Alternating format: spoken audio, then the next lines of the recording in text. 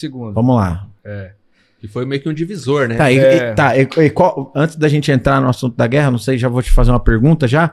Qual foi o motivo principal para acontecer essa guerra, cara? O que você quer, meu irmão? E agora, Diana, eu tô falando bastante. Não, cara, não, porque o Rodrigo é historiador, eu sou só o cara que cutuca aqui, né?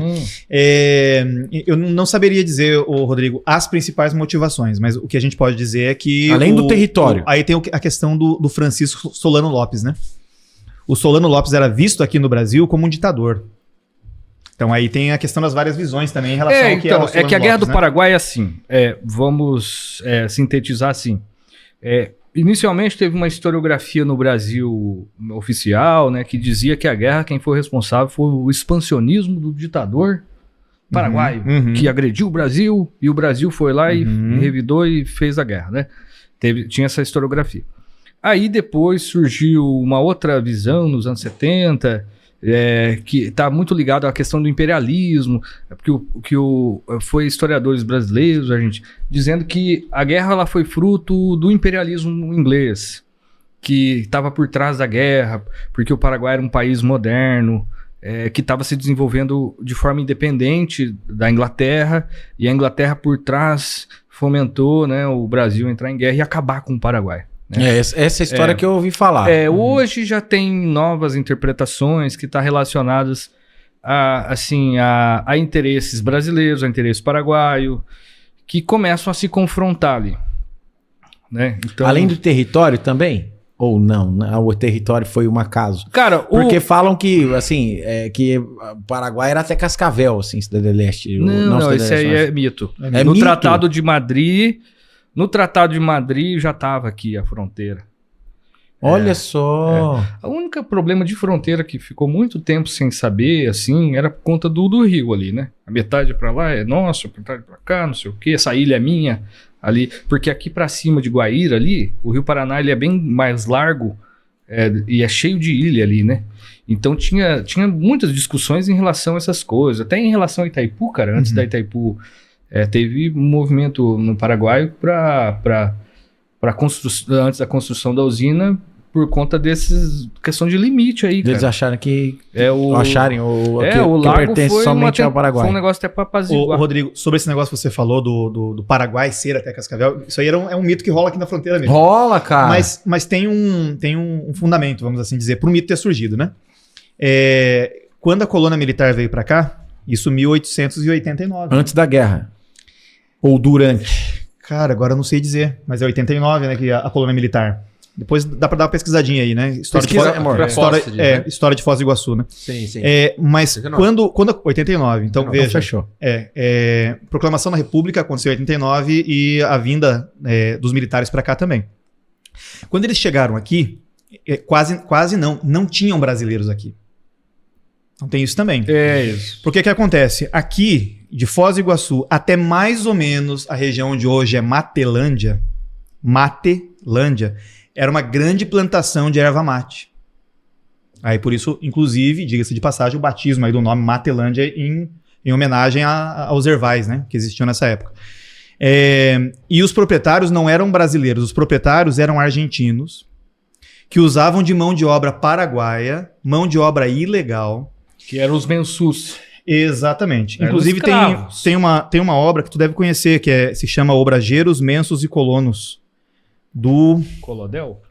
Ou do Rui Wachowski? Não, do Wachowski. Rui Wachowski. Isso, né? Como é o nome dele? Rui Wachowski. Rui Wachowski, né?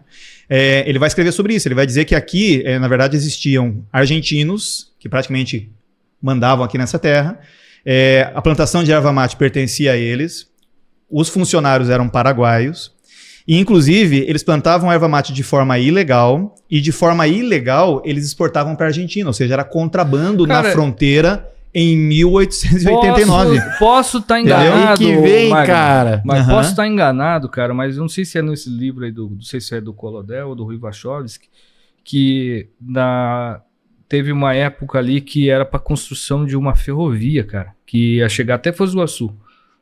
Olha só. E aí esse grupo não queria esse contato muito com o centro, por conta das ilegalidades, inclusive da mão de obra, dos mensus. E daí eles atrasaram o desenvolvimento local por conta de interesses particulares. Olha eu só. não sei, cara, é um desses dois aí. Aqui mesmo, de fato, na região, igual você falou, quase não tinha mesmo brasileiro. Não. Tinha muito paraguaio, argentino, tinha árabe e tinha europeu também, bastante europeu. E a guerra foi justamente pra tirar essa galera daqui? Não. Não, é que eu tô dizendo que, teoricamente, Ah, isso corroboraria com a narrativa de que até Cascavel era Paraguai. Porque havia paraguaios aqui, havia muitos Sim. paraguaios aqui. Porque não havia presença militar. Para demarcação de fronteira do ponto de vista político, existia. Mas do ponto de vista da proteção da fronteira pelo exército, não havia. Ela vai passar a existir só a partir de 1889. Não à toa o exército é bem ali. O exército é antes do nascimento da cidade. Foz é de 1914. O exército ali antes. Se você pegar um mapa de Foz e olhar onde está o exército, ele está muito perto do Paraguai. Tá É estratégico. É estratégico. Entendi. Tem um capítulo dessa obra aí do Achovics, né? O nome do capítulo é Soy Brasileña, Senhor. Olha Porque tem uma história, né? Que os militares chegaram aqui e eles foram entrevistar as pessoas. E aí os argentinos, né? Eles mandaram, então, os paraguaios que estavam aqui, dizerem, caso uma autoridade perguntasse, né? Qual é a sua nacionalidade, que eles dissessem que eram brasileiros. Aí eles falavam em espanhol. Aí eles diziam, e aí eles foram entrevistar uma moça, né? A moça trabalhadora, né? Colona e tal. Tentou dar um Aí migué. perguntaram pra ela qual é a sua nacionalidade. Ela disse, Soy Brasileña, senhor. Né? E o título do capítulo é esse, né? Soy Brasileña, senhor. E, cara, quem tava nessa aí era o José Maria de Brito. Era o chefe da colônia militar. Olha aí, Era o cara. José Maria de Brito, né? Sargento. E mais ou menos na mesma época. Mais ou menos não. Exatamente na mesma Eles vinham época. de Guarapuava pra cá. 1889. Então esse José Maria de Brito também, que tem a nossa Era. avenida, também faz parte da faz história. parte da história Olha aí. dessa. Do início da Cara, colônia você militar. nunca foi contada a história de Foz do Iguaçu dessa maneira, Cara, cara, das ruas, pelo menos. Olha. E a Guerra do Paraguai é preponderante. Agora, o Jorge Schmelfeng é o primeiro prefeito. Sim, isso eu sei, Que isso é eu o sei. coronel, cara. Porque, ó, inclusive, até falando Nós já estamos indo, nós estamos Falando viajando história de Foz do já, Iguaçu. cara. Olha que interessante, ó. Olha que interessante. Quando foi criada a Guarda Nacional, foi uma maneira da elite desconfiada do exército criar uma força extra para reprimir as revoltas, né, regenciais. E aí o governo autorizou, né, que as pessoas de posse, fazendeiros, tivessem um exército particular, uma milícia. E ele tinha esse exército particular e ele adquiria o título de coronel. Por isso que na Primeira República é o chamado período coronelismo, que o coronelismo durou até 1930. Né? Que era quem eram os coronéis? Eram os fazendeiros que eram da Guarda Nacional, que tinham o título e que tinham esse exército particular. E Jorge Schmerfeng era esse. O Jorge Schmerfeng Não foi eleito democraticamente. Eu não sei como é que se ele foi, mas ele era um coronel. Ele era fazendeiro, foi titulado. Né? Tá, vamos lá, então, pra nós voltar. Guerra do Paraguai. A Guerra do Paraguai, assim, o que está por trás dela são os chamados conflitos platinos. Os conflitos platinos foi uma série de disputa entre Brasil, Argentina e o Paraguai no meio para controlar o Rio da Prata. Ele era estratégico para o Brasil, para o Paraguai, para a Argentina ali, que é Buenos Aires, fica na beira do Rio da Prata, e o Montevidéu, né? Estão ali próximo. O que é o Rio da Prata, cara? O Rio da Prata é quando acaba o Rio Paraná e o Rio Uruguaio, eles desagam junto e formam um grande bração, assim, um grande riozão lá embaixo, e aí é chamado de Rio da Prata ali. E por que é Rio da Prata? Porque lá no século XVI, XVII, a Espanha tirava prata da Bolívia e era descido por ali. Então ali que é a saída, né? Buenos Aires surge, né, com uma cidade portuária ali relacionada a essa exploração de minério ali, né? Então, por que era estratégico? Vamos lá, primeiro, né? O Brasil tinha o interesse do Rio da Prata porque o Brasil queria, na época, ocupar o Mato Grosso. Dentro dessa ideia, né, de que dono quem ocupa também, né, medo também de perder. Sim. E não tinha contatos, assim, era muito difícil pelo chegar do Rio de Janeiro a Cuiabá, por exemplo, né. A maneira mais fácil ela navegando. Entrando lá embaixo no Rio da Prata, entrando no Rio Paraná, sobe o Rio Paraguai, problema, o Rio Paraguai passa no meio do Paraguai, ele corta o Paraguai, e aí entra no território brasileiro, que é o Pantanal, né, e chega até lá em Cuiabá. Então o Brasil tinha um interesse justamente para ocupar, né, essa região. O Paraguai também tinha interesse no Rio da Prata, porque na época, o Paraguai teve 3 presidentes ali, né? Teve o Francia, que é o que começou o Paraguai, que é um ditador. Ele isolou o Paraguai, ele tinha medo do Brasil e da Argentina, não queria tinha medo de perder o paraguaio, então ele isola. O segundo governo foi o Carlos Antônio Lopes, que já tentou modernizar o paraguaio e começar a exportar. Aí por isso que o Rio da Prata entrou ali. E depois teve o Solano Lopes, foi o filho do Carlos Antônio Lopes. Então assim, o Paraguai tinha esse interesse estratégico de passar por lá. E aí, cara, como é que começa a guerra? Então assim, primeiro, antes da Guerra do Paraguai, teve um ditador argentino chamado Rosas. Será que nós vamos... Tem tempo, cara? Tem tempo. Tenho medo de me alongar nesse assunto. Vai, mano, manda ver. Teve um ditador argentino chamado Rosas, cara. Ele é um... antes da formação da primeira Constituição Argentina. A Argentina era uma zona, tinha uma briga entre federalistas e Buenos Aires unitaristas, enfim, esse cara era um caudilho federalista, daí assumiu o poder na Argentina, fez uma ditadura. E o Rosas, ele tinha um plano ambicioso de restaurar o vice-reinado Prata. Ele queria tomar o Uruguai e o Rio Grande do Sul e até o Paraguai, ele queria formar um grande país ali, né? Então ele começou a se tornar uma ameaça para o Brasil também ali, o Rosas, né? Com esse interesse expansionista. Daí, para piorar, ele foi lá e se alinhou ao chamado Partido Blanco do Uruguai. O Partido Blanco era inimigo do Brasil. Por quê? Porque o Partido Blanco ele era formado por fazendeiros do interior do Uruguai que entravam no território brasileiro, né? Roubava gado dos gaúchos. Os gaúchos viviam reclamando desses Uruguai, né? E reclamando pro Império, tem que fazer alguma coisa contra esses ladrão de gado e tal, etc. E aí, então, o Rosa se aliou a esse Partido Blanco, né? E se tornou uma ameaça pro Brasil. O Brasil foi lá, né?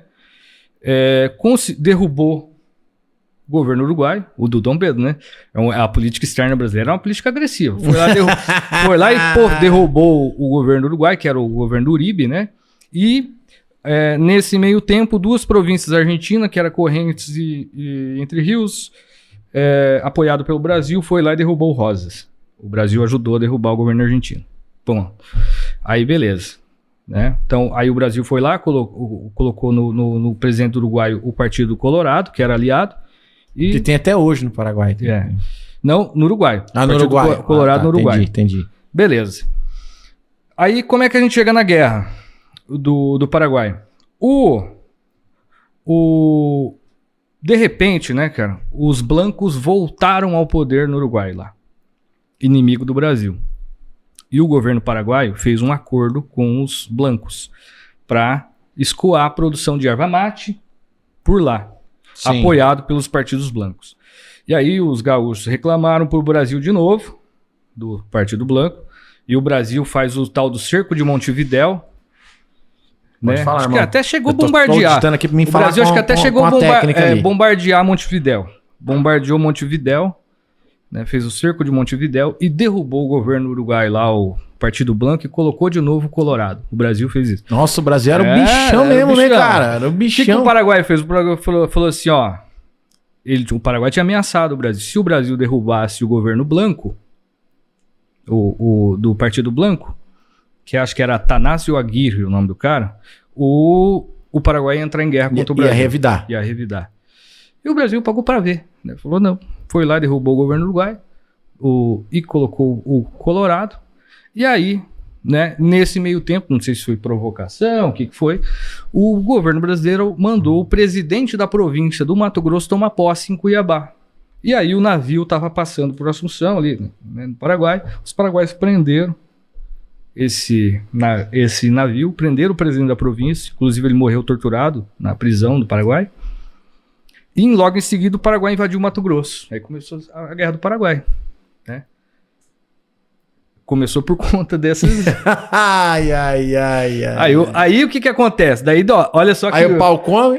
Daí olha também a coisa do Solano Lopes, né?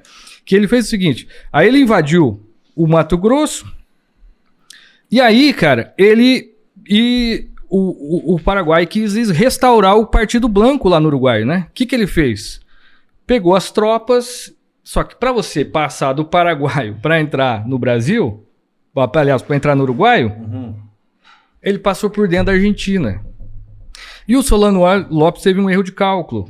Ele achou que as províncias de Corrientes e Entre Rios, que eram províncias rebeldes, ele achou que ia ficar do lado dele contra a Argentina.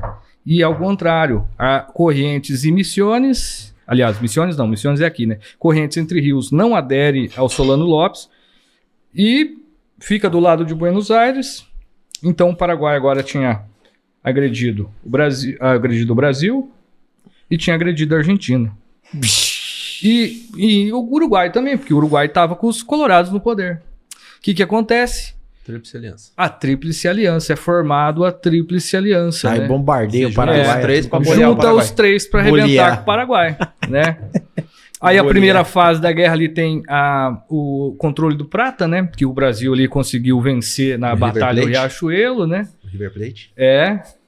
Conseguiu vencer o Paraguai, destruir a armada paraguaia, né? Praticamente ali. Cortou, daí a Batalha do Riachuelo ali isola o Paraguai, né? Enfim, aí começa a guerra, né? E uma guerra longa, né, Rodrigo? Ela foi longa, né? Porque ela é interessante, assim, porque no primeiro momento, né, o Brasil era, acho que quem comandava o Brasil, acho que era o General Osório. Só que é interessante que na Tríplice Aliança, quem que era o chefe das forças aliadas, é igual na guerra da Segunda Guerra, né, que tinha o Eisenhower, que era o chefe das forças aliadas, né? Todos os países estavam subordinados ao comando do Eisenhower, que era americano. Aqui na Guerra do Paraguai era o general Mitre, que dá o nome do antigo nosso falecido colégio Mitre, né? Argentino. Bartolomeu Mitre, argentino. Ele foi presidente do Paraguai também, da Argentina, o Mitre. Ele era o chefe das forças aliadas.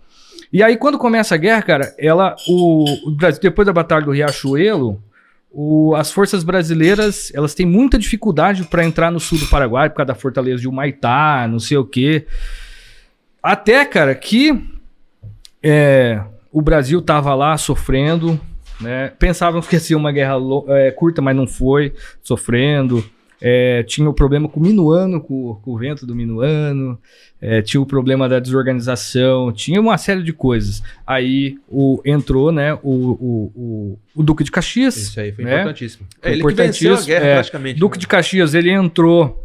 Ele já era general, né? Ele já tinha participado de outros. Era um cara bem monarquista, um cara bem leal. Inclusive, até a expressão, né?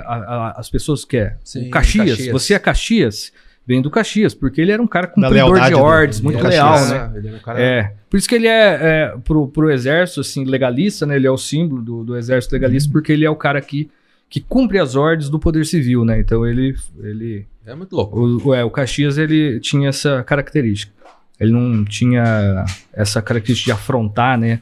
Era um cumpridor de ordens. E ele chega, cara, no sul do Paraguai lá, ele organiza as tropas do Brasil, começa a treinar os caras, estabelece regras de higiene para acabar com as epidemias. Então ele organiza as tropas. E a partir dali ele faz uma ofensiva e chega em Assunção. Durão, né? Chega acima a bala. A bala, E é bem interessante, cara, porque a Guerra do Paraguai, porque o Caxias, quando chegou em Assunção, o exército do Paraguai já estava completamente destruído, cara, né? Vou cortar aqui, daí vocês vão se servindo. Eu ia falar, já que você vai pegar esse gancho, eu ia falar porque, assim, é engraçado, porque você olha o Paraguai, né? O tamanho que é. E aí, cara, parecendo que seria fácil, mas, pô, vai ser fácil vencer o Paraguai. O Paraguai deu muito trampo. Além, tipo assim, de ter que se juntar os 3 países para poder parar o Paraguai, a gente falou até mais cedo, que o exército mesmo não dava conta. Aí eles tiveram que, junta os escravos e os exércitos e vamos todo mundo. Senão, muito possivelmente, o Brasil ia ter se ferrado, né? E o lance de que o Paraguai teve muitas baixas, a ponto que eles também, aí sim, pela questão de população, eles não tinham um exército muito grande. Não tinha. E aí ficou isolado também em relação a armas. Iam crianças pra guerra, né? Cara. Daí assim, é trágico, porque a população masculina do Paraguai foi quase que dizimada. Né? Porque o Tratado da Tríplice Aliança dizia o seguinte, que a guerra terminaria com o fim do governo Solano Lopes. E o Solano Lopes tentou fazer acordos para acabar com a guerra e se manter no poder, e o Brasil, a Tríplice Aliança não deixou. Então, diz meu padrasto que estudou no Paraguai, a questão da história da Guerra do Paraguai, diz que os militares brasileiros fizeram esse Solano Lopes comer a bandeira brasileira. Eles ensinam isso nas escolas de história no Paraguai. O Paraguai eles têm um ressentimento gigante por causa disso, né? E essa guerra é ensinada lá, cara, muito ensinada. Por que, cara, que tem esse ressentimento também? Porque assim, quando acontece, quando a gente agora tá falando de genocídio de povo palestino, de Gaza, lá não sei o quê, o Brasil também fez um genocídio contra os paraguaios, né? Porque o próprio Duque de Caxias reconheceu, cara, quando chegou lá em Assunção, diz que quando as tropas aliadas entraram em Assunção, teve abusos de mulheres, enfim, foi horrível, trágico, né? O próprio Duque de Caxias chegou em um determinado momento e falou assim, ó, essa guerra pra mim não tem mais sentido. O Solano Lopes tinha fugido. Pra mim, pra gente vencer ela, eu vou ter que matar o último Paraguai no ventre da sua mãe. Senão, e aí ele vai embora, ele renuncia. Ele deixa as forças, inclusive até contraria o imperador. O imperador ficou decepcionado com ele, né? Que ele abandonou, ele foi embora e deixou. Aí assumiu o genro do imperador, que era o marido da princesa Isabel, o Conde Deu, né? Que também foi um dos motivos da República. Depois a gente vai falar dele, né? Nós já vamos chegar lá. O Conde Deu. E era um cara, assim, pelos relatos, né? Era racista, europeu, não gostava de sul-americano. Então, o cara, né, foi lá e fez o serviço sujo final da guerra, que era matar o Solano Lopes. Só que até chegar no Solano Lopes, muitas crianças morreram. Porque a população masculina adulta já tinha falecido na guerra. Só tinha sobrado velhos, mulheres e pessoas com problemas físicos. E sobrado crianças, cara. E aí tem até um episódio, né? Pra quem não sabe, né? O Dia da Criança no Paraguai é o dia de Acostanhú, cara. Que foi quando os soldados comandados pelo Conde Deu lá e tal, no Brasil, mataram crianças a baioneta. Essa história também cercaram e mataram a baioneta pra não gastar munição. Mataram a baioneta. Então eu disse que quando terminaram de matar, tinha soldados brasileiros que se ajoelhavam e choravam, né? Por conta dessa situação. Meu Deus, cara. E por isso que lá no Paraguai, esse dia, o dia de Acostanhú, né? É o dia da criança. Você vê como é que a memória, né, do país ainda é por isso que eu digo, cara, assim, falando como pessoa agora, como cidadão, inclusive antes disso, vamos dar um salve pro Cassius lá da cachaçaria, que sempre tá nos socorrendo. Cassius, obrigado, cara, mais uma vez pela você tá sempre aqui com a gente, dando uma força aqui nos dias especiais do guarda. Obrigado, irmão. É nisso que eu falo, Rodrigão, que a gente não pode julgar e nem apontar o dedo pra ninguém na vida. Porque se for pra gente acusar alguém de alguma coisa, tem que olhar pro próprio umbigo, olhar pra história, olhar pra trás e falar assim, cara, eu também fiz merda, né? Então tá, vamos lá. Bom, acho que conseguimos aí, Galdino. Tem alguma coisa pra você quer falar mais da Guerra do Paraguai? E cara, tem mais? Pode comer, cara. Tem mais, pode comer aí, cara. Eu tô de dieta, mas olha, rapaz, tá bom demais essa janta aí, viu? Vamos lá. Sobre a Guerra do Paraguai ainda, né? Que talvez seria interessante, Rodrigo, a gente lembrar que, como já foi dito aqui, né, que havia vários escravizados que estavam lutando na guerra. Só que ao mesmo tempo, se eles não estavam lutando na guerra... Deixa eu só ajeitar aqui. Espera que eu vou arrumar pra você. Vai falando. Só apertar. Se eles não estavam lutando na guerra, ou melhor, se eles estavam lutando na guerra, significa dizer que eles estavam desfalcando as lavouras, né? Eles estavam desfalcando as lavouras, porque essa era a mão de obra. Muito embora nós tivéssemos já no Brasil, nessa época, os imigrantes que trabalhavam na lavoura, principalmente nas lavouras de café, né?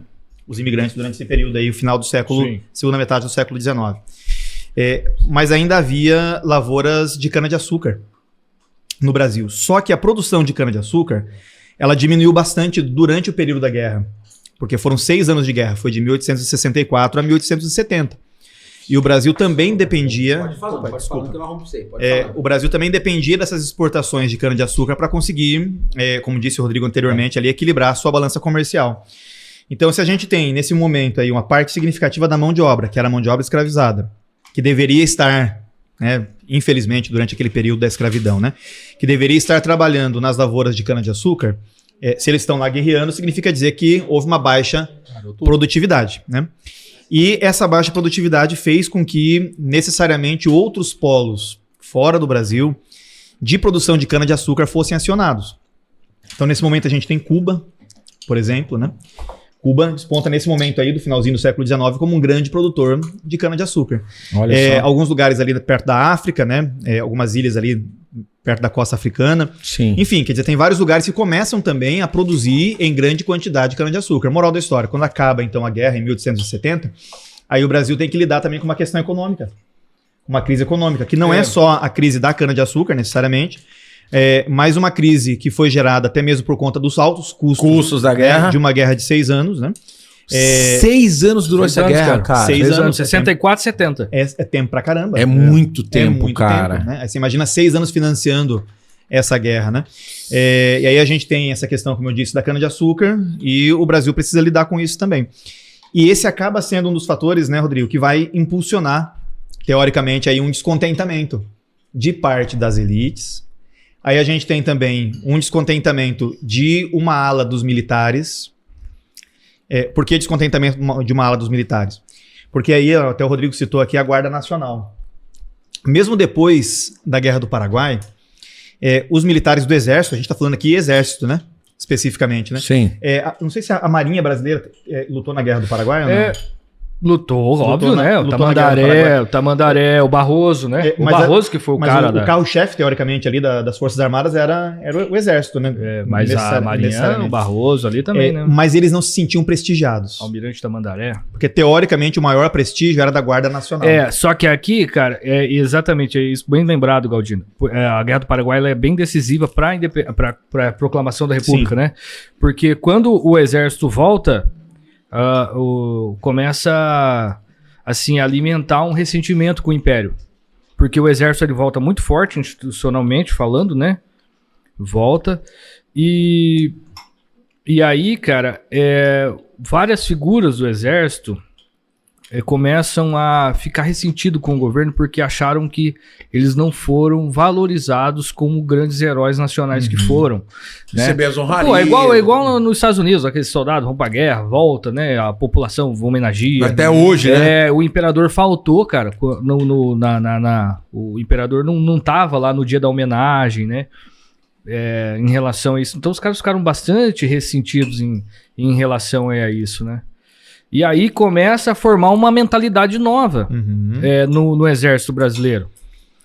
E aí você tem, nesse momento, o fortalecimento de uma escola militar, que é a Escola Militar da Praia Vermelha. Praia Vermelha, do Benjamin Constant. Olha só que interessante, né? Então, na Escola Militar da Praia Vermelha, que era a escola onde havia um professor de matemática chamado Benjamin Constant, foi justamente ali... Mais pra cá agora um pouquinho, Galdino. Isso, e traz o microfone mais pra cá também. Deixa eu ver se eu consigo mexer aí. Aí. Vamos lá. Eu tô com medo de destruir teu estúdio aqui. Capaz, irmão. E aí, nessa Escola Militar da Praia Vermelha, onde está o Benjamin Constant como professor de matemática, ele era militar também, né? Quer dizer, ali começam alguns rumores em relação à possibilidade de talvez o Exército ter uma não sei se honra, né, Rodrigo, seria, mas maiores privilégios. Sim. Caso o Brasil se torne uma república. Então aí tem esse lance do descontentamento, né, que o Rodrigo lembrou aqui. Aí tem essa questão do fato desses militares especificamente, né? Até tinha um nome, né? Como é que eles chamavam a Escola Militar da Praia Vermelha? Tinha um nome. Você lembra, Rodrigo? Eles chamavam de alguma coisa. Tabernáculo da Ciência. Era a nova mocidade do oficialato brasileiro, né? Exatamente. Quer dizer, então, essa galera ali, que é uma juventude, né? Quer dizer, é uma juventude de militares... Mas eles são militares que, teoricamente, são formados cientificamente para serem militares. Exatamente. E aí tem um detalhe importante, cara, que o chefe deles, que era o Benjamin Constant, se torna adepto do positivismo, que o Galdino vai falar melhor, do positivismo, responsável pelo ordem e progresso na bandeira do Brasil. Eles se tornam adeptos e antimonarquistas também, né? Porque eles... também tinha, assim, uma aura de superioridade, essa escola, porque eram pessoas estudiosas, que estudavam matemática, estudavam ciência, química e não sei o quê, e entendia que a monarquia era ocupada por políticos atrasados, enfim, né? Eles tinham essa